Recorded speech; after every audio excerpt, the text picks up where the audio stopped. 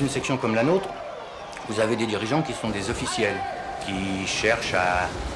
qui sont dans toutes les compétitions, ils sont là pour chronométrer, ils sont là pour juger les nages. Maintenant, vous avez également des dirigeants au niveau du bureau. Eux, c'est plutôt des administratifs, c'est ceux qui préparent les engagements, qui préviennent les enfants. Et c'est la présence aux réunions dans les fédérations. C'est un peu ça le travail d'un dirigeant.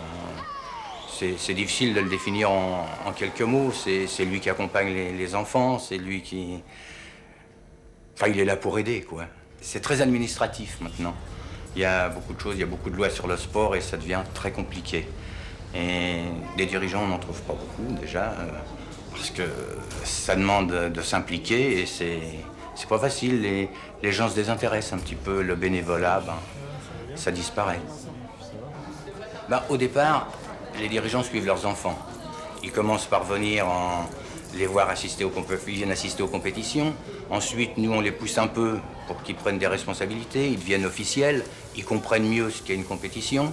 Et ensuite, on essaie de les intégrer encore plus loin dans le bureau. C'est comme ça qu'on trouve nos trésoriers, nos secrétaires, c'est comme ça.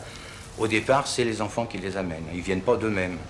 Il faut donner beaucoup de sa personne, je crois que c'est surtout ça. Il faut faire passer c'est peut-être dur à dire, mais enfin un peu la vie de son club avant sa vie. Parce que vous n'êtes jamais chez vous.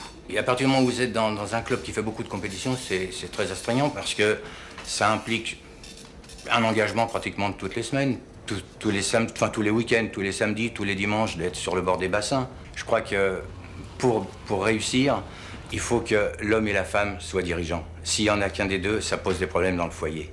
Parce que ça prend tellement de temps. Quand vous partez des week-ends entiers, si votre femme ne fait pas partie du voyage, au bout d'un moment, ça ne peut plus aller, quoi.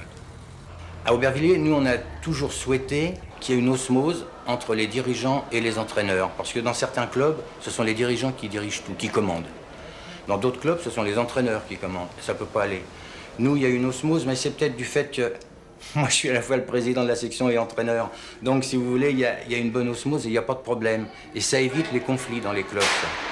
Ça passe bien entre les nageurs que j'entraîne et moi. Je crois qu'il y a une bonne entente. Et, vous avez pu voir, Mélanie, entre autres, c'est presque ma gosse, quoi. Et il y a vraiment, oui, je crois que ça passe bien. Pour moi, j'ai l'impression que ça passe bien. Hein. Je suis très bien avec eux et je crois qu'ils m'estiment bien.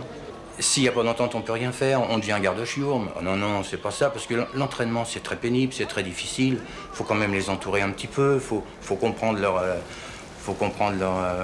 petits mots. De temps en temps, ils ont mal. Hein. Ça fait mal de s'entraîner.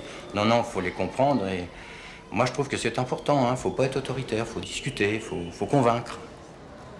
Écoutez, moi je suis à la retraite, je continue, c'est que ça me plaît. Si j'étais pas heureux, il y a longtemps que j'aurais arrêté. Oh non, moi je suis très heureux de faire ça, ça me permet de garder le contact avec des jeunes. Non, je suis très heureux.